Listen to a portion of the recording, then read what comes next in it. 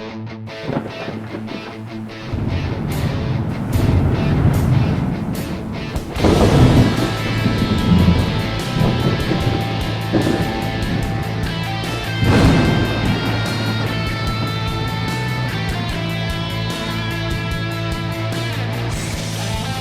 out there, and welcome to the No Shit Cast. I'm your host, Matt Frazier. We've got a good old lineup of stuff for us to talk about tonight. Joining me on tonight's journey, my co-pilot for this evening's festivities, none other than the Great Wizard of Historical Knowledge himself, Mr. Eric D. Smith. How are you tonight, Mr. Smith? Capital. Capital? What the hell does that mean? Very, very well. Like, oh, so you feel like money, capital, like investment capital? I feel like larger than normal letters. Oh, emphasis, bold, capital, Yes. underlined? Yes. Damn, man. Well, fucking pound that shit. People are listening and are like, what are they doing? I don't know. So we've had some really good feedback, continually getting good feedback now on YouTube. So that's kind of interesting. People sort of joining in the conversations with us, expressing opinions, everybody being extremely civil, which is really kind of cool. Yep. But recently you were talking about before the show some of the stuff like from Dan W., right? Yeah. Just wanted to encourage people to go and check out his hyperlinks and stuff to the videos that he sent. They're really excellent in terms of promoting that idea about life and the different possibilities that there may be on Mars and things like that. Take it from don't let my pessimistic view and jaded bitterness overshadow the joy of that, and a lot of people are really into that, and I wouldn't want to try to poo-poo all over that. So yeah, check it out, man. That's what I'm trying to say. It's good stuff. And I'd been aware of some of that stuff before, but hadn't seen those videos. So they're pretty cool. Yeah. Did you find them persuading?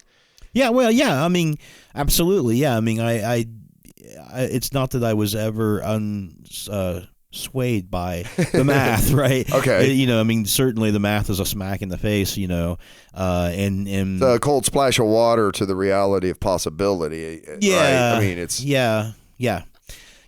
And, it's, I suppose that at worst I would say something like, well, we still haven't seen anything yet, or wait, we'll see what happens, or, let's see. Right. At best, I would be maybe convinced and stuff, because it's certainly intriguing, the information is, and in the middling sense, I guess is where I land, though, which is where, I guess I have been from the start, which is, it's looking really good. Everything looks really, really good. I'm just waiting for it, for the engine to start up. Well, and for sure, I admit, and did in that episode too, that it's super easy to be the skeptic here.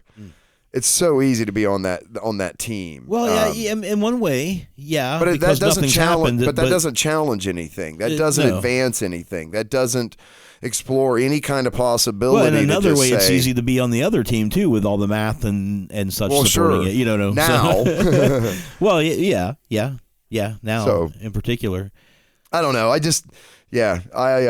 I'm glad that people are talking, man, because it's true. I mean, there was a lot of stuff. And it's important. Yeah, it's very important. And if anything like that was found in any sense, it would be phenomenal in terms of how people would think about that sort of a thing. Like if they found even microbial life, people would probably turn their attention more toward finding higher life forms and stuff. Yep.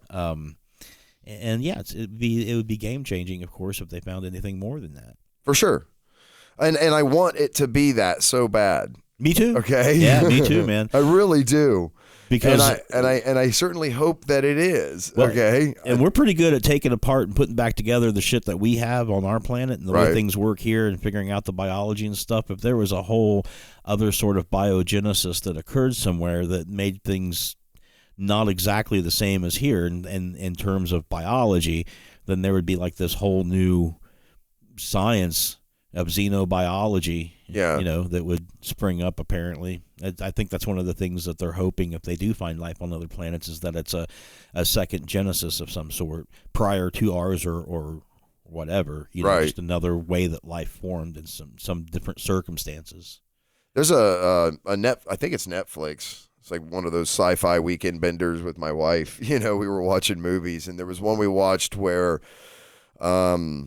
these people had signed up to have themselves genetically altered to be a species that could survive on this other planet. But I think it was one inside our solar system for some reason. Maybe so. I don't know. I can't remember. It was poor. It was fairly acted. it was okay. The movie was okay, but the premise was what really kind of struck me the most about it.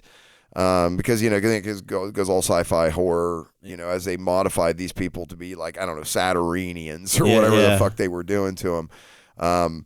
They became like monsters too, right? But ultimately, they did end up sending them to this planet, and they were like the next evolution of, the human biology, so to speak, was where it was modified by us to create creatures that can now go survive in these, like Mars or whatever, uninhabitable and then a environments natural otherwise. selection of some sort that occurs once they get to that planet, and that planet starts acting on their genome. And, sure, yeah, you would think, right? Yeah, so it's like this, it's that it's the reverse von Daniken principle now, right? Where the von Daniken thing is like that our DNA was kickstarted by aliens. Yeah. Where now we're taking our biology and altering the DNA to project it into the cosmos somehow. Yeah. So it's like I was like, wow, I've heard this before, just the other way, So why not? I don't know.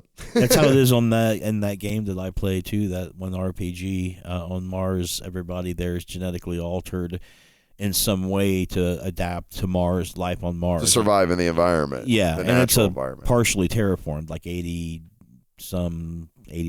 terraformed, right? Okay. So, but it's not completely. But as that process has been going on and people have been being there, right, the planet has acted upon those genes along with the ones that were put into them, right? With things like CRISPR and stuff to make a unique situation. And same thing on Venus too. It's about 60%, 65% terraformed, and that process is happening there too. Of course, when the nebula flux came through, that actually altered a lot of the genome when that radiation cloud came This through. is a nebula flux. Is this a... It's the name given to this big giant cloud of radiation that swooped. It was bigger than the solar system. It swooped into where we were at, and there's like no real way to avoid it, which is immense. And this is a RPG thing or a legit thing that happened? An RPG. Oh, okay. I'm going, whoa, man, what? I wasn't ready for that turn. Time out, breaking news. What the hell? Yeah. Anyway. Okay. Maybe it makes it less it's important now. All right, go ahead. Right? Oh, thank God. Go ahead. Wait a minute. Yeah, but it mutated the genome even further, so okay. There was like the nebula. So that's the story that this sort of the background of it, of this game universe exists inside of. Yeah, it was an accelerated universe too. So like in the 1930s, they had desktop computers like these. Okay. And it's like set in the like 2,300 and something, I believe. Okay. So it's like it's advanced. The technology is advanced, but it's not as advanced by year. But because they had an accelerated technology, they're really super advanced now. So but people live on Mars. Yeah, right. Yeah, and they're terraforming it. And right. They had. So what's the name of it? Androids and robots that got affected. Their AI got affected by that nebula flux too, which is how a lot of them came to sentience. That's the name of it? No, the name of it is. I'm like, whoa, damn! How do you fit that on a book binding? It was never published technically, but its name is. Gosh, now it slips me. It's a Dangerous Journeys module. So this is part of the Changeling. Changeling. Yeah. So it's part of this is something Gary Gygax was involved in. Yeah. Yeah. Okay. From the Dangerous Journeys multi-genre role-playing game system. You and your black black market underground RPGs RPG that only you and one other person has. Oh, there's a small group on the planet now. Yeah, you're like this weird deep throat character, that has I got the mots, man. I got the RPG mots, dude. I got the mots. You looking for the mots? Remember that commercial? Huh? Yeah, the kid with the applesauce. Oh, how did we go down this road? I don't know how we got down into changeling and stuff. It's a very complicated backstory. I'll tell you more later, though, because I'm sure you've got a question. I'm sure. Oh, like a show question. I'm pretty sure I have one. The one that was that I was thinking about was, okay, as we get ready to transition here into 2020, what is the thing that you're most looking forward to leaving behind? Like that you hope that society or the world or whatever kind of we stop finally doing or whatever, or that some paradigm shifts and humanity or the world can leave. All right, behind. So you're asking me to think negatively. Let me think. I'm not. There's not.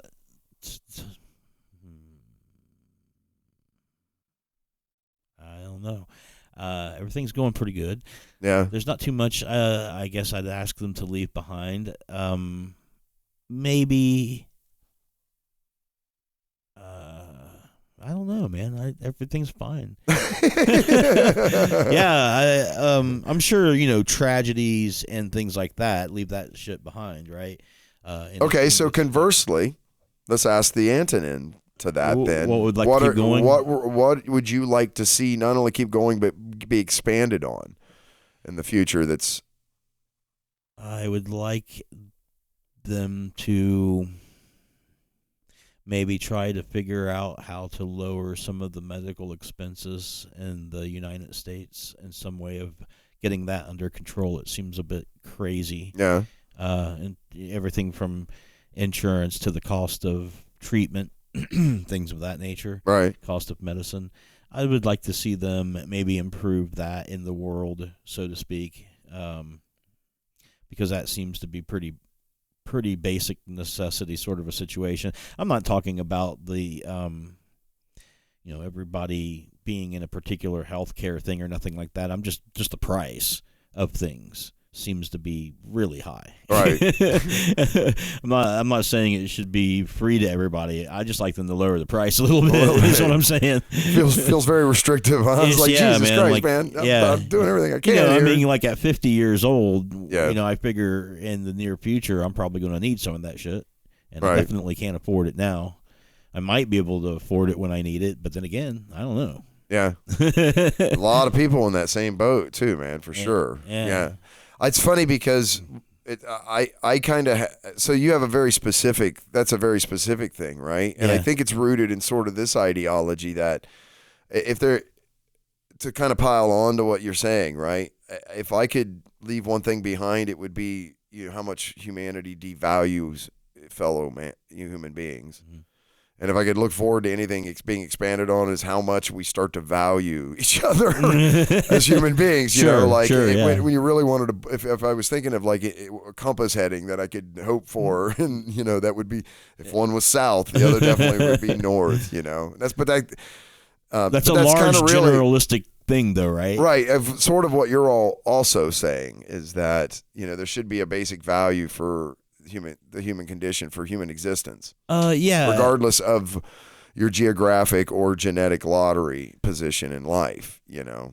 I mean, if the Hippocratic Oath is to have any kind of solid validity, foundation, then you kind of philosophically can pull into question the prices, the exorbitant prices, right. Tell a different story, right? That tells you that really we're willing to save the people who can afford to be saved, and not that we're willing to save people with this medicine. Right. It's not like the medicine exists to cure the disease. It's like the medicine exists to be bought by the richest.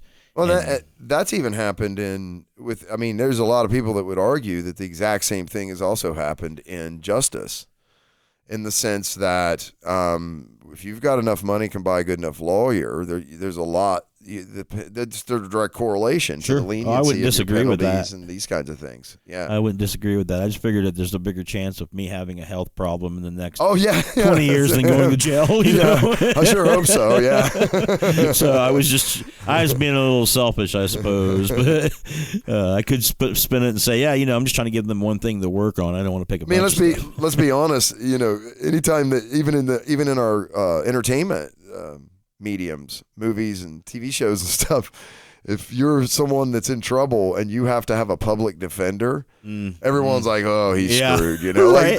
So it's not even like, it's just accepted that that's sort of how that all pans out. So, but until we can get the same equality of access to justice as you can get to other things like drinking water and stuff, like there's, when this all kind of gets vetted out, then you can honestly say after a couple 5 or 10 generations that people are starting pretty much on the same footing. In my personal life, I would like to continue to see in 2020 my education continue on. Yep. I plan on going to Athens to get my master's in history. Yep. Probably history. Maybe biblical theology. But at any rate, even military tactics was an option too. That could be interesting, huh? Yeah, because I certainly love the hex-based war games and do a lot of recreation of battles and stuff. But, at any rate, I would like to do that. It'll mean some more ups and downs for me in terms of economy and shit like that. Yep. But I think it will be worth it if I can manage it. Again, not so easy at my age, but still doable, manageable. Well, fun. Look, there's a benefit to doing shit that's tough, man. There just is. Yeah. You know what I mean? Toughing things through, toughing things out, sticking things, sticking Always with a things. benefit. And it does something about knocking the bullshit off of you. Yeah. Yep. So I hope to do that. And if I'm going to leave behind anything personally, I think I need to get into better shape. I need to leave behind some of the extra pounds that I have and do something healthy for my cardiovascular system. Well, I know where I'm going, but I'm with you 100%. You're going to go roll, aren't you? Yeah, I'm going right back. As soon as I'm seeing a break in the haze here, and I keep saying this, and then I don't go back, then something else happens. You really enjoyed it. I'm all talking shit, but that's my goal is to. And Anthony's back, so he's we've been messaging Anthony Hamalainen, and he's going to come back on the show. That's great, man. So he kind of tell us about the tour, the Philippines tour and stuff with Crystal Tears, and so there's no way he's going to let me get off not going back. I think so, and I love that about him. I mean, he's very consistently persistent about. All right, you can be here Sunday, you can be here Thursday night. And it's like, fuck, dude, and he's like, no, I don't want to fucking hear fuck, dude, and he's on my ass, man. And he's been in the Philippines, and it's been like, but he's going to come back, and he's going to get on my ass again, I know he is. So it's just like, I just got to get my head there. And I blew the chance, man. Like, I went through a period when, when I was moving and everything where I got in really good back to where if I had just gone back to jiu-jitsu immediately, there would have been very little soreness or sort of reacclimating to it kind of pains.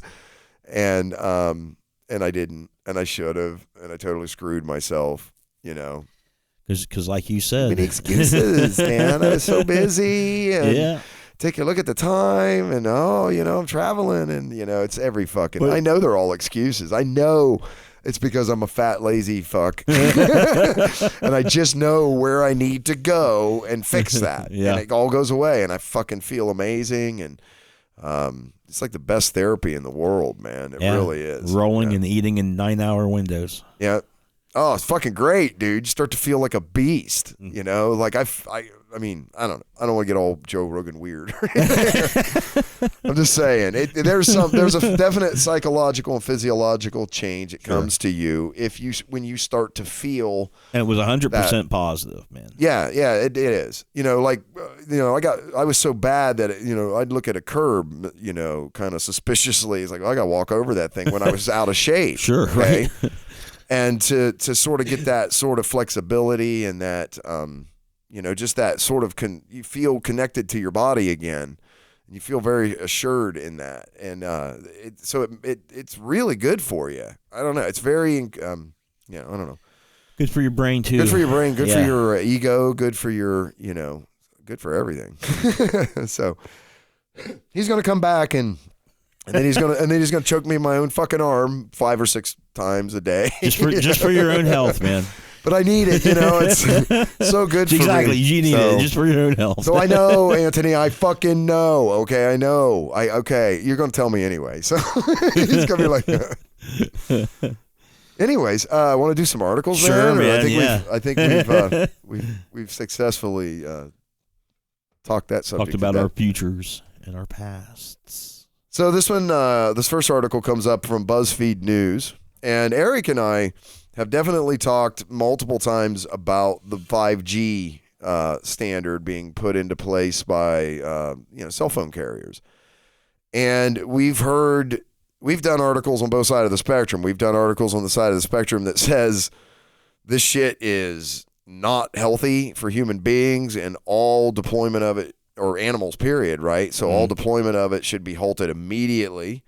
To it's just weird. Russians that are feeding us false, scary information. Right. And that's what one article actually said. Literally said that. Yeah. So we've seen like both sides of the spectrum sort of on this whole topic, right? But one of the things that you've always mentioned through this is that it's really, really close to weather radar. Yeah. And it's going to have an impact on all modern weather radar. Yeah, it's going to look like everything's moist. Well, it is. It is here in Ohio, I assure you. Constantly. Yeah. Anyway, we were just talking about 3 days is just terrible. I know. Sloppy. Just fucking freeze already. Yeah, I mean, like, get it over with, right? What the hell was I saying? Okay, weather radar, right? So we have this entity in the country called the FCC, the Federal Communications Commission, that's supposed to regulate what frequencies, things like radio stations, the power of their transmitters. It regulates the content on television, public television, all of these kinds of things. How does this fucking happen? Like was someone completely asleep at the wheel here and missed that there's this overlapping frequency thing? Well, I don't think that it technically overlaps, if I remember correctly, but that it's very close to the frequency. So I think and I may be wrong, but I think that it becomes a matter of calibration of instruments, like the ability to fine tune to make sure that you're not seeing 5G and that you're actually seeing moisture in the atmosphere. And I don't know if all the detectors are that tuned, because now there's something that's landing right next you think door. You'd be able to filter that out almost by exception. Yeah. By saying in this area, you have to back this down. The gain on this down. Well, that might be something they do in the back end too. If their devices don't do that automatically, they may map that once the stuff gets, or have to. I don't know. Let's see what the article says. So the title, right. This comes from BuzzFeed. Science: 5G is going to screw up weather forecasts, meteorologists warn. Picture of a weather forecast. Isn't that cute? Yeah. Okay. Deciding whether to pack an umbrella for a weekend away is going to get a lot more difficult in the near future. Next generation 5G wireless signals promising faster, stronger cell phone service are going to disrupt weather satellite forecasts. That's weather satellites, not weather radar. Yeah. According to warnings by meteorologists, lawmakers, and federal science agencies. Well, it seems like a whole lot of people that should be saying no, right? And have the power to. Just saying. Yeah. 5G has so far rolled out in about 40 countries worldwide, most notably South Korea and China, but also in dozens of U.S. cities such as Cleveland and Columbus, Ohio, which Verizon added Monday. Great. Yeah. I get cooked when I drive through Columbus and Cleveland now, which I do. Quote, we are deeply concerned. I don't know. That we don't know. There's consternation both ways. I can't even. People had commented on that too. I think that they had commented on the some of the science behind the 5G stuff. So there's people following it. Yeah. But I'm saying what I'm saying is that I've seen enough now where I can't say that I have a high level of confidence either way. Yeah, and maybe that's the point. If it is a, I don't know, Russian bot troll disinformation thing or whatever, which it very likely is, regardless of whether it's even true or not. Right? Yeah. Well, you know, I mean, like, and I'm only coming to this from the perspective of articles, which, you know. Same here. I don't have any insight into this. Yeah, so I don't know much about it in terms of having an opinion. Right. One way or the other, because all I've read is mostly these sort of things. I guess I can say that there seems suspicious that there's so much brouhaha about it. I don't recall there being that much about other things that came out. Well, here it's like it says, these are meteorologists, scientists, lawmaker, bullshit artist, and federal science agencies. Lackeys? Might be a little strong. People who are just trying to do the best they can with the bullshit they're handed. It's the people that work in agencies, right? You know, they're just like every other stiff that works for the government. You know, like they do shit, and you're just like, I don't know why we're doing this, but here we go. It's my job, kind of thing. But so, but having said that, though, meteorologists or scientists, federal science agencies, are people that are supposed to investigate this kind of shit and look into it. And if they're coming back and saying there's something that gives pause here, then, just like with that airliner that they grounded, right? The Boeing nosediver? Yeah, that one, right? That they grounded all of those airplanes because they're unsafe. And that's unsafe to... They kept making them, though. And I'm not saying they won't get that sorted out technologically. They probably will, and they'll put those airframes and they'll be serviceable well into the future. Dude, that's a thing. I mean, when you're pushing boundaries and new material science and stuff like that. Anytime you have innovation, you've introduced a disruption too. Well, yeah, they should be able to fix it. It was like a programming error in the autopilot. I think it's more than that now. I think yes, but to your point that it's become a core design flaw that's going to require the avionics to almost be completely redone. But I don't think that that airframe, that Boeing airframe, holy shit, dude, that is the best freaking safest, most used airframe in the world. That 737 airframe, it's the most dependable airplane ever made. So that's what I mean. I think they're going to get it sorted out, but I really it sucks that what's happening to them now because of this issue. I heard they eventually stopped making them because they were running out of places to put them because nobody can fly them. Yeah, airlines. I don't think there's any airlines in the world now, countries in the world that are flying. Yeah. Well, yeah. It's kind of ironic because I've flown in them several times, but I flew in them with Southwest Airlines, and those are the fucking Top Gun 737 pilots of the world, dude. Because that's all they fly. I don't know why we're going down this road, but maybe people will find this fucking interesting. Because of meteorologists. Yeah, scientists. Anyway, said that we are deeply concerned about the potential for degradation of our nation's weather forecasts, said a bipartisan December 10th letter from the House Science Committee calling for an investigation of a year-long dispute between the Federal Communications Commission, charged with overseeing cellular signals. That's what I said. And satellite, and the federal science agencies proclaiming a threat to the U.S. weather satellites. Quote, Earth-observing satellites are critically important for protecting the lives and property of the American people from severe weather. All right, so they're not going after it that it's a public health hazard here. No. That would be really tough because they're in the near same frequencies, and that's well, wait a minute, then why are you shooting us with, right? Yeah. Okay. Nope, they're just saying that they won't be able to tell how moist it is. How moist? Yeah. I mean, it literally, I believe, is literally moisture in the atmosphere that the frequency is close to. It's not so it reacts rain with or it, huh? snow. Yeah, it's not rain or snow or whatever. I guess there's a difference because from what how humid it is. Yeah, how humid. Yeah, because that's okay. Yeah.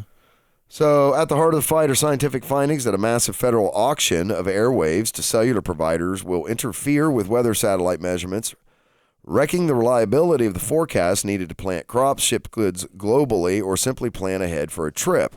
Against that, the cell phone industry promises that 5G will be a $565 billion industry by 2034. Okay, so when I first heard about this, it was on NPR. And I go back up to the last paragraph, please. And they were saying that's where I heard that it was just moisture, right? That they were having problems distinguishing between that and the 5G signal, right? But now the news I'm hearing. Does this feel like the story's changing? It feels like the story's being inflated, right? Because that's all they talked about. I listened for like 45 minutes to this interview, right? Okay. And it was just moisture, right? And then now it's like, what's it say?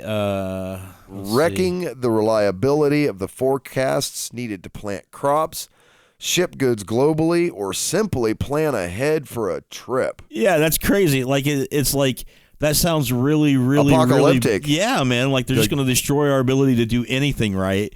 And it's like it sounds like the story's being inflated. And again, don't know much about it, right? Just have heard some stuff on NPR and read this and stuff, and some other articles.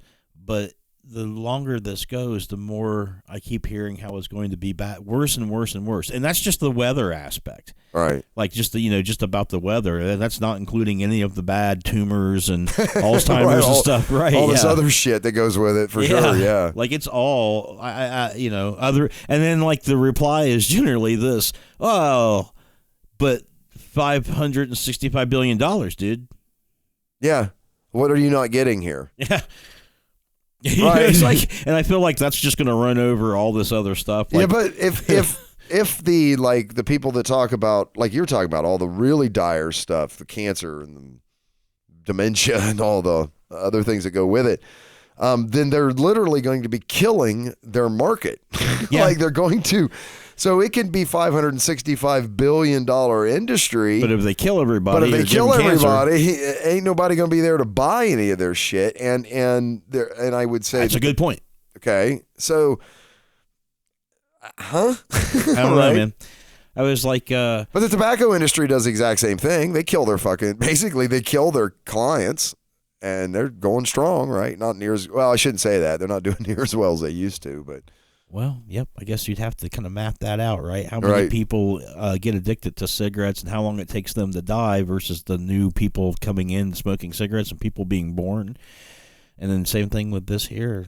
How many people's using it? How often are they using it? How much is it killing them? Is it killing them at a is it killing you fast enough that it matters? Yeah. I mean, they talked. They've done that. I mean, fuck it. People are living too long already. Yeah. Well, hey, they did the same thing with Dungeons and Dragons when I did my thesis for my bachelor's degree. One of the things that we talked about was that if you added up what the media was saying in the newspapers and on shows like 60 Minutes and stuff like that, and then pamphlets of the number of people who was being killed by playing Dungeons and Dragons, they were actually killing off more people than they were projected to be growing. Like they were literally killing people so quickly, according to the numbers in the media, that they should have, by all rights, have burnt out with no one left that would have an interest in playing a game. And playing the game because they've all killed each other. Yeah, Satan got them, or they killed each other, or whatever. And so, I mean, that's a good thing to think about too. Like. Well, if you want something changed, you got to get people. It seems to be the only thing that works. Yeah. Get people really, really scared, or get people really, really pissed off. Well, scared works the best. Yeah, and in every case, it's been like there's been nobody that you could actually sum up that said that these people were like how many. Like, are there, I guess is a better question I guess I am asking, Are there any figures out there for the number of people that 5G has killed or diseased or whatever? But we read another article that said it's a huge vacancy in actual, like, fundamental testing, long-term testing. There's some, like, data that was very short-term stuff and with high-intensity levels, and it was way beyond, any of the wattages that we're talking, power levels that we're talking about here. Mm-hmm. But there was never like a study done on, okay, well, let's say it's a fraction of that, of the deadly wattage. It's 1/1000th of that, but you're exposed to it constantly for 5 years. Yeah. There's no data there for that. They just said, Like, hey, if you're below this is like below where it can't get through the skin. Sure, I see what you're saying. Wattage levels, power levels. So you can't feel it, and it doesn't seem to have any effect. So we're good. And that's not enough testing. Yeah, and I agree with that. I don't think that's enough. But here we are. But here we are already with a $565 billion business going on. Yeah. And two, that's one of the big things going on in Central Ohio is the whole connected city thing, and now Columbus and Cleveland are going to be some of the first connected 5G cities. Yeah. In my mind, that's one of the reasons why this show exists, regardless of our take on this information. Right? It's something that people should know. Yeah, for sure. You should know and be aware that there's a controversy. You should be aware that there are cities that are broadcasting it and stuff. And to the best that I can find, there's no clear data. I have not been able to see anything that convinces me 100% either way that this is okay, no problem, everybody. I'm not going to worry about it, or fuck, it's going to give everybody Alzheimer's. Like, I don't know. There's just so much, and because of that, we don't really have any peer-reviewed studies. So my point is, just get the fucking peer-reviewed studies done. And whatever that comes back with, then we can all kind of go, okay, hey, we can be pretty assured. And you can have like 12 different institutions do it, so everybody gets their data cross-checked, 565 billion, man. I think you could get some fucking studies done real quick. Grandpa, what makes the myelin wrap around your neural node? It could 5G. Be bad teeth. It could be 5G. We don't know. Only the shadow knows. So, quote, it's just physics. Meteorologist Jordan Girth of the University of Wisconsin-Madison told BuzzFeed News, quote, you can't just tell water molecules to change the channel or use another frequency. That's true. See, and that's the thing. It's the water molecules that it's having a problem with. And I guess by the time that they've collected enough to be raining and coming down with gravity and all, that they can tell that it's rain, right? But as far as it just being dispersed in the atmosphere, like humidity, right? That, I guess that's what's hard for them to distinguish. But they can't. Yeah, I mean, I guess that could be a problem, but I can't imagine it like affecting a lot.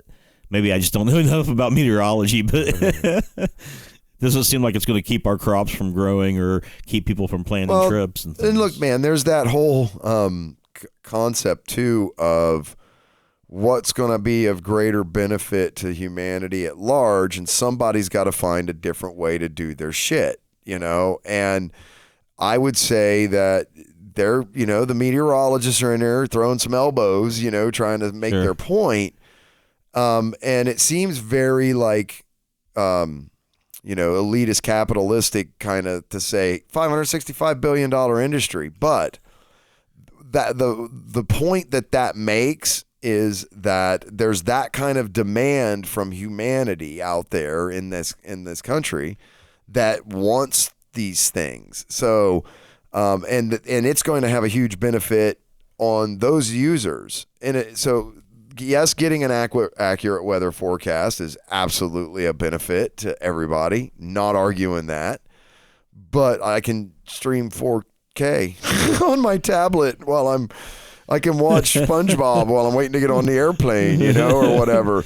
And I can have my heathens do it too, and it occupies them or whatever. So I kind of get it. So there's going to have to be, like I said, first thing I want to see is, some peer-reviewed studies on the health effects. Time out. Let's start there. I would like to see that. And then I think you can start to make an informed decision from there. But until we see that, which is why there's so much back and forth about this, I think there's a gray area because there's no fucking data. We don't know. Now, you realize if there is data, it's gonna be posted somewhere by somebody. It should have already been. Yeah, especially, of course, because there's enough. Well, I mean, like opponents. On the YouTube page. Oh, like anybody that I'm sure it's out there. Yeah, so someone's going to link it down below. I would imagine they down might. there. Look down below. There'll probably be a link down there. Yeah, there might be. I don't know. If it exists, somebody probably knows. So, for me, jury's still out. Yeah, that's kind of where I'm at on this. So there's no clarification here other than so turn on that 5G. I want to watch my movie. Right, no shit. Hurry up. I want to watch SpongeBob while I'm waiting on my plane. Make sure those doctors have that 5G when they're checking for my brain scan. There's a couple articles that didn't make it in here. Again, something weird syncing going on between the note-taking thing I got, but I got some really interesting articles for the next show. Okay. Yeah. So this comes from ZME Science. Scientists find epilepsy demon in 2,700 year-old clay tablet. Well, if it's a clay tablet, Do you have to like break it, you think, and then you let the demon out, and that's how they found it, kind of thing, or? Well, possibly in Dangerous Journeys Mythos, that's how you would activate a casting that was a Sumerian casting. It would be on a clay tablet or a Stele or Stella, they say. You just fucking yeet it at the bad guy or whatever. Or break it on the floor right next to you, and it activates. It's like stored into the clay tablet. These poor bastards are like humping around these backpacks full of clay tablets. Well, hang on, I'm gonna kick your ass. Let me get my bag. That's here. not their castings or personal castings. That's like extra that they can find, and a lot of times they're like old castings that maybe that they don't have access to, for instance, or they might have demons inside of them, like you suggested. It says that ancient cultures have always associated epilepsy with some religious intervention. Really? Yeah, well, it's got to be some kind of a demon making it happen. They probably didn't think that it would be. What's an Assyriologist? Somebody who studies Assyria, which is the latter portion of the whole area between the Tigris and the Euphrates. Okay. Mesopotamia. I was like, I'm going to have to Google that shit, man. I don't know what that is. Yeah, no, it's like, so like you would have Samaria and the Mesopotamian area. There's the Tigris and the Euphrates. Right. And then there was like a Sumerian period, a Babylonian period, and then the Assyrian period. They were up here. And at one point they had control of everything. It was like the third period in that history cycle. So they're studying that latest history. It says Danish Assyriologist Trolls Pank Arbel, going with it, was studying cuneiform tablets discussing ancient medicine in a Berlin museum when he stumbled across a peculiar image. Etched on the corner of one of the tablets was a horned demon with a tail and a snake's tongue. Ooh. That's scary. No one had noticed it before. According to the adjoining cuneiform text, the demon was the cause of epilepsy, or what the Assyrians and Babylonians called Bennu. Interesting. Quote, we have known for a long time that the Assyrians and Babylonians regarded diseases as phenomena that were caused by gods, demons, or witchcraft, and healers were responsible for expelling these supernatural forces and the medical symptoms they caused with drugs, rituals, or incantations. But this is the first time that we have managed to connect one of the very rare illustrations of demons in the medical texts with the specific disease, epilepsy, Arbal said in a statement. Interesting. That's really cool, man. Yeah, because that which we don't understand becomes supernatural somehow. Yeah. And now it's like, oh no, you got epilepsy. Yeah, like, and then it also shows the level of... That's a good thing in any way. Well, it's a level of detail that they had too, right? Like they actually had diseases named and ascribed demonic demons to some of them, that were bad, and had prescribed prescriptions that they could give in various forms, from pills, to incantations, like you were saying there. It just shows this like really big system that they had for that sort of thing. Right. I mean, that's one of the things that amazes me about ancient history, right, is that the level of detail. I mean, when you think back, sometimes you think, back before they knew this or they knew that, just like when you were saying, before they knew what it was, right? That's true, but there's also, in their understanding, it wasn't a simplistic understanding. They had a complicated understanding of these situations, and they were trying to deal with it. It may not have been. Now, okay, so for that complicated of a system to exist, how does that exist if it doesn't work? Well, like, you follow my paradigm here? Like, okay, so you would think if everybody that gets the gout takes Master Gucci Goo's fucking ointment and shit. Some things were like that. And everyone just dies. It's like, okay, I'm not going back to that. That's bullshit. That doesn't work, or it doesn't work for anybody. Yeah. But so these incredibly large, and I agree with you, right? Apothecaries and all these kind of ideas and things are all go way back. I mean, the early medicine men.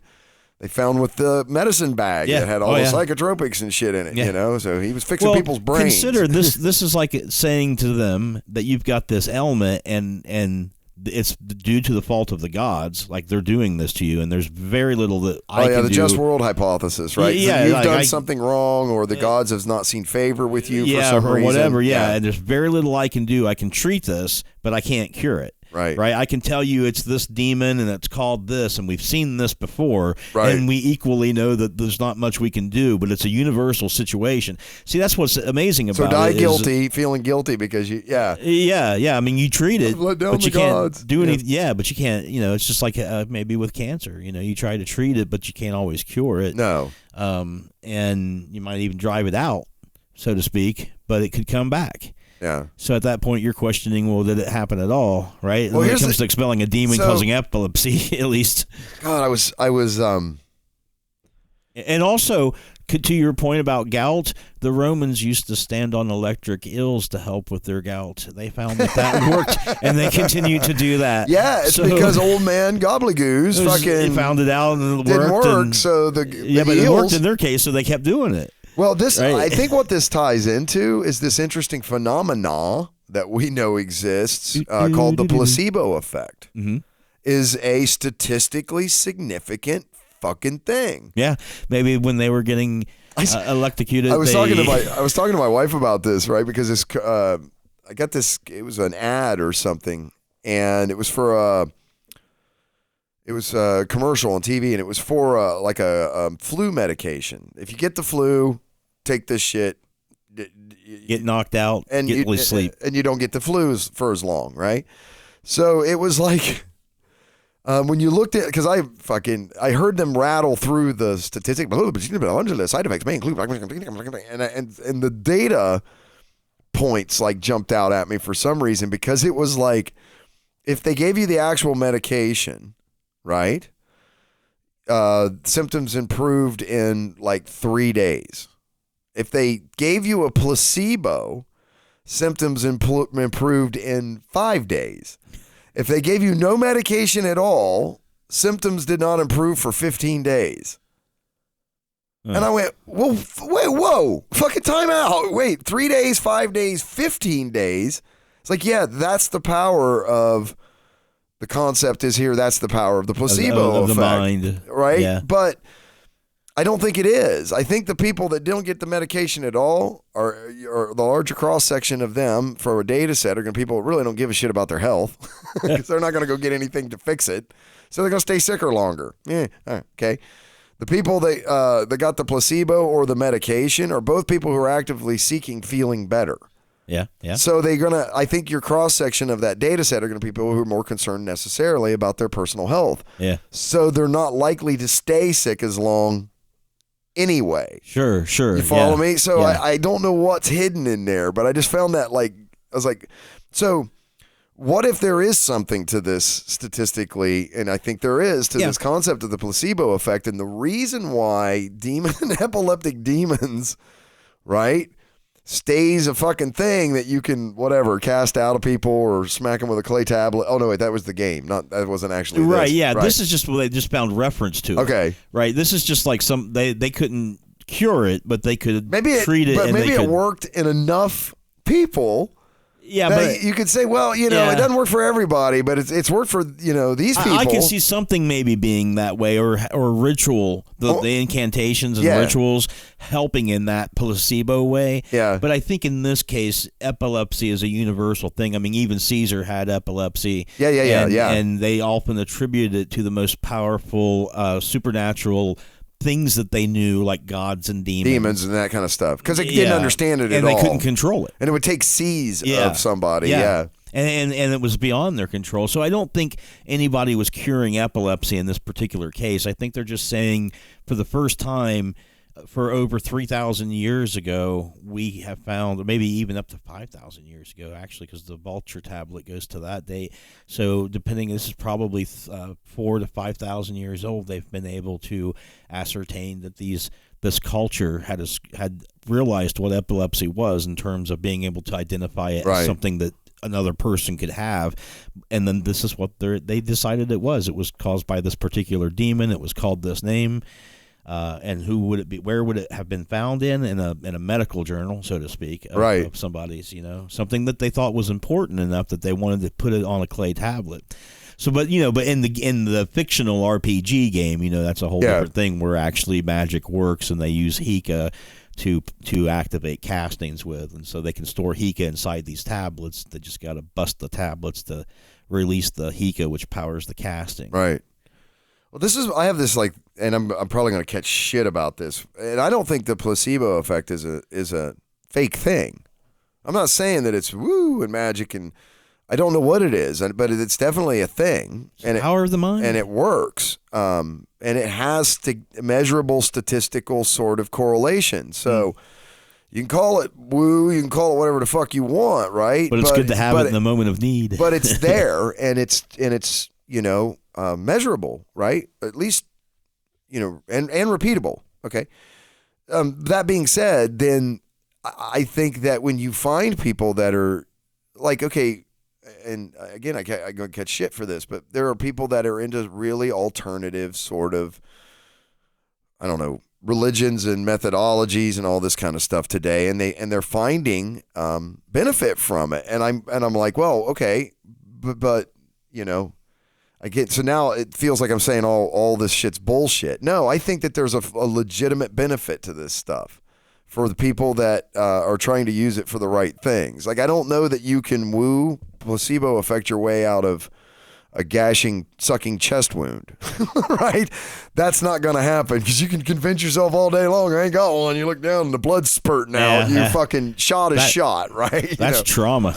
But I do think that there are things that where your body seems to need to recover, like getting over illnesses that you can just naturally fight off, and infections and these kinds of situations, that kind of stuff. I think that there's a tremendous benefit to that kind of space, and so I don't think it's fake. I don't mean that at all. Slide me a pill that will cure me, because I'm already trying to avoid my kid and my roommate, both of who are sick. You're just waiting. Yeah, they're both. It's just coming. You're already sick, dude. It's just in there, gurgling through, multiplying. Consider what you're saying across the table from me, but yes.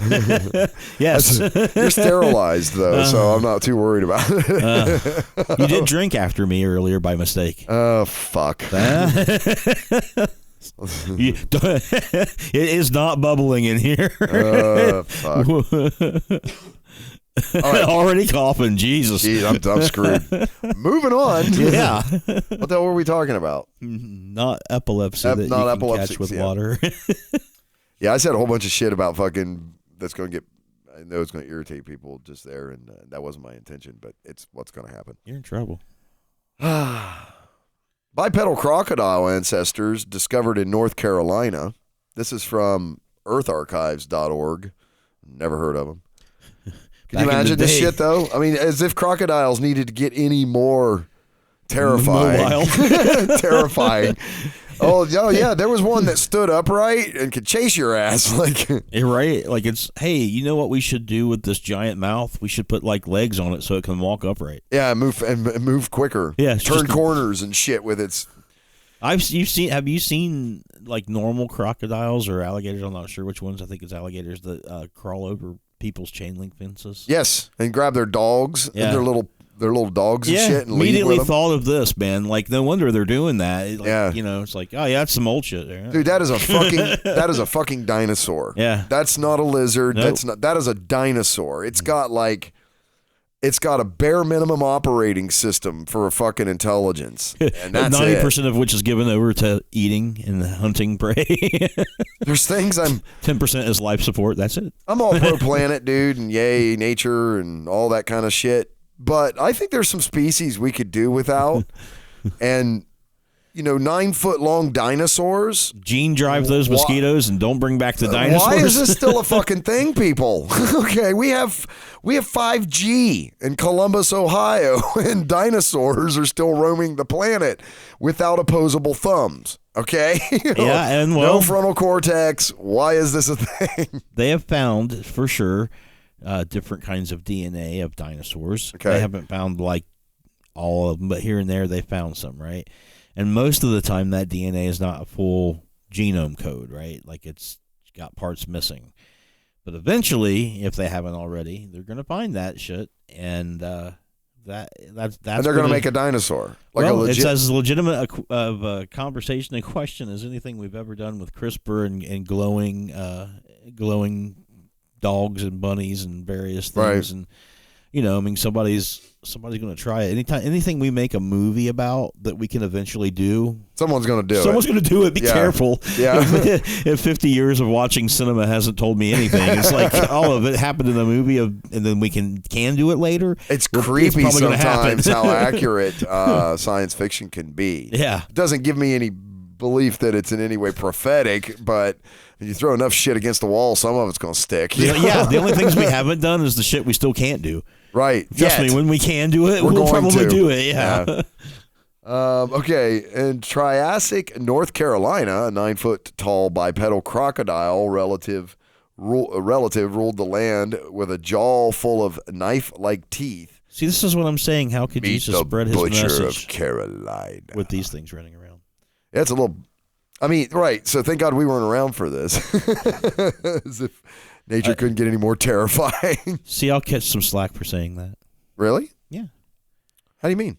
Well, slack or flack? Yes, both. Okay. Slack would be, would be, he's all right. Flack would be, shoot that motherfucker out of the sky. Yeah, probably like an 80% flack and 20% slack mark. Yeah. Indifferent. Well, that's why the Earth can't be more than 6,000 years old. We don't. It's holiday season. I'm just saying. Crocodiles are already scary as they waddle side to side, running toward their prey with a menacing set of teeth set in a powerful pair of jaws. Now imagine a similar 9-foot-tall animal running toward you, only now lunging at you on a pair of legs. This is the Butcher of Carolina, or Carnifex carolinensis. That looks like something from fucking Looney Tunes. Like, the coyote holds the sign up. Or yeah. Big Bird's like motorists, velocitus. This crocodile relative lived in the Triassic period some 231 million years ago on the supercontinent Pangaea in what is now North Carolina. Research. I just like that sentence. I like it a lot. There's a whole lot of framing going on there, Mr. Smith. In the Triassic period, 231 million years ago, supercontinent Pangaea, known as what is now known as North Carolina. That's very specific, yeah. Yeah. Amazing, huh? 231 million years ago, but they're like, that used to be North Carolina. Researchers from the North Carolina Museum of Natural Sciences unearthed the skull, spine, and arm bones in Chatham County in their home state, already noteworthy for its well-preserved menagerie of fossils. Ooh, I like that. Menagerie. Yeah, menagerie would be like...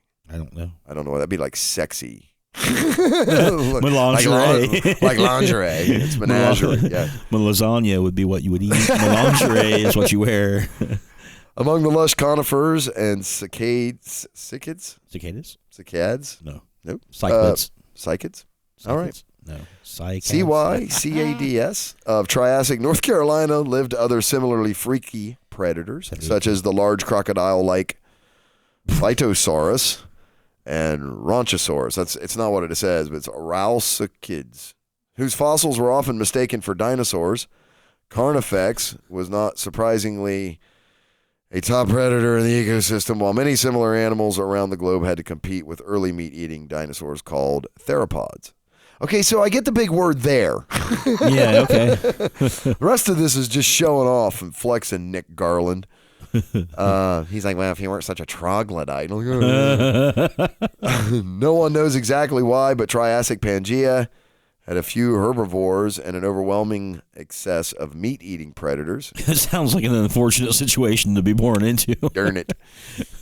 Mommy, why don't we ever grow old? A major extinction event called off many carnivorous species, killed off many carnivorous species, and opened the door for the proliferation of the theropod dinosaurs like the speedy plunderer. Velociraptor, and the king of them all, Tyrannosaurus Rex. Oh. Well, I'm hard. Yeah. So, no, all I can think of is just why, yeah. Bipedal crocodile ancestor discovered. Yeah, thank God we weren't around for this. Imagine being chased by this. No. 9 foot tall, 2 legs, giant lizard mouth. No, thank you. No. That's the stuff of nightmares, which is why it was in Jurassic Park. Jeez. That's an hour. There's a lot that we can do with genetics. Okay. And let's not also forget that we want to talk about... Are you... Okay, what's the frame of reference there in reference to what? Wait. So much we can do with genetics. Like, you think they can make a 9 foot tall walking? Yeah, eventually. Well, sure. I mean, with CRISPR, it becomes a heck of a lot easier. Right. You can make it glow. So, Well, yeah. I mean, because, like when they talk about in Jurassic Park, they used different DNA that was essentially the same. Pasted in some frog DNA to fill it, spackle in the spots. Now we can actually do that. When that show, that's another example. When that show aired, it was all we theoretical. could not do that. That didn't even exist. Nobody had invented that yet. And now we can actually do that. Wouldn't you go? Wouldn't you go? Go where? To Jurassic Park. Not after seeing the movies. Like, man. okay, so putting that aside, the horrendous people eating dinosaur thing, right? But let's say they had it all down and they had T-Rexes, but they made them all like miniature poodles. They were only 8 inches tall. You wouldn't participate in that in any way. Not in a recreational way. I mean, all the data's there. Let's just check out the data and some film and call it a day. I don't need to go down there and check it out myself. You don't want to see the actual T-Rex or the actual I'm a historian. It's a bit of an aberration to have them, anachronistic. There, I say that they're here in the most extreme sense. Yeah, and since you normally don't have that kind of a thing, and usually it's something. Yeah. So anyway. I don't think I would, man. I don't think I would chance it. No? No, I'm not particularly somebody that wants to go on a ship cruise. I don't know. I'm not saying I would. I don't know. I'm asking you the question. No, I'm saying I wouldn't go on a ship cruise because I don't see any reason to put myself out in the ocean. A cruise ship? Yeah. Okay. A ship cruise? I don't know. The words are all there, right? You can just put them in whatever order you need. I feel you. Yeah. That's what, yes.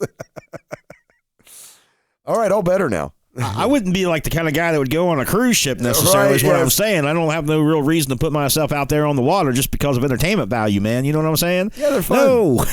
I bet they're fun. I've never been on one. I ain't going out on one. I've been near one. It's out in the water. What you do over there, it's a hole in it. Wow. Yeah. There's like a hole in the land. You just avoid it, walk around it. But there's a hole in the boat. Unless you live in Florida, right, where the sinkholes gobble people's houses. Well, yeah, but you can still avoid it. Yeah. Once it's there, you just stay away from it. Contrarian. I get your point. I don't want. Yeah, I mean, I wouldn't go for a recreational airplane ride necessarily. I have a couple of times, but I try to avoid it. Yeah. I mean, it just seems like I don't want to die doing something I didn't have to do. Well, if you don't get any special thrill from it or anything, why would bother? No, not nothing in particular. Nothing I couldn't get on a paddle boat on a lake necessarily. It would have to be on a giant boat. Yes, but paddle boats on lakes don't have Vegas-style produced shows and unlimited liquor bars and unlimited dessert bars and all this kind of crazy shit. Yeah, to bait you out there on the ocean to die. Yeah, that's bait. Of course that stuff's out there because nobody would go out there unless that shit wasn't out there. I mean, I think that if you were to really look at, say, do a cruise of South America, okay, or... there's cruises that do the Bahamas and Puerto Rico, Alaska. I don't like the botflies in South America. But you can go to these places and go and experience the local culture. It isn't like just going out on a boat and bobbing around and getting fucked up for 3 months or 3 weeks or whatever, it's like they go places and then you get off the boat and you see things that you normally wouldn't see. But it's too much like an anthropologist, dude. What's wrong with that? I don't want to go out and flavor other people's culture. I'm content with my own culture. Would you ever be, speaking of Jurassic Park, then would you ever be into, like, if you got the opportunity to go dig fossils, but it was in Mongolia or something like that, would you go to Mongolia to spend a summer, like, digging fossils out of the ground? No, I would go to... No. Just no. I know. I am far too old to be an archaeologist of any sort at this point. I'm content with being a historian. A lot of the discoveries are made by museum people where the archaeologists have categorized shit and brought it in. And it's being studied now, finally, right? Yeah. So especially in the Middle East, man. Yeah, it's the majority so comes in backlogged. Yeah. The majority of the discoveries come from those people, not from the archaeologists. It's rare that the archaeologist has the depth of information and understanding outside of the field of archaeology to contextualize findings. Some of them can, especially the ones that you see that's been on a dig site for like 20 or 30 years and it's made it their life, right? They're like the best. But the average archaeologist, right, isn't necessarily a scientist of contextualizing antiquated artifacts, right? So, but museum people kind of are. And that appealed to me, to being able to study. And I like the idea that these archaeologists would bring that stuff into me. And I'd study that and say, well, here's what's up with that, right? And an air-conditioned laboratory environment with neat spectrometers and scopes and shit to look at it with. But now, on a vacation, you could get me to go to those places, like the Holy Lands and stuff. I wouldn't mind going on vacation to see the sites with my own eyes that I've studied so much about. Sure, that's got to be significant. Sure, yeah. But as far as working and breaking a sweat down there, nah, it's probably not for me to be in that environment and that culture. I'm not prepared in any sense for that. Yeah, I'm in the same boat too, dude. I would love to freaking go to like Rome, Jerusalem and Israel and, like all of these countries. I would love to be able to go into like Turkey and see the sites of antiquity and stuff. It's just too freaking dangerous. I mean, I wouldn't even care about the danger, man, because, I'm a tourist. I mean, I know there's risk involved, but I think there's always been risk involved. So if I had the opportunity, the last thing I would be considering is the political climate. Right. But I'm not saying that's a good thing. I'm just saying that it would, if I had a chance, it'd probably be my only chance, and I probably wouldn't quibble about that. And so I guess another thing I'm saying is it's worth dying over. Travel's good for you, man. It's good to go, not only to travel, but I swear it's something that people should, like, like, there used to be a thing, like, I'm going to go backpack across Europe. Kids used to do this shit. A lot of kids used to do this kind of stuff. And some culture's not bad, man. Like, if you need when you ask me that question, though, I'm thinking of, like, far away archaeological places and very strange cultures that are diametrically different to mine. Right. And I don't have a particular desire to be in that situation, right? Right. Where Zawi Hawass is yelling at you to eat the camel because it'd be insulting them if you don't. You're in the desert, and what can you do? So you eat the camel.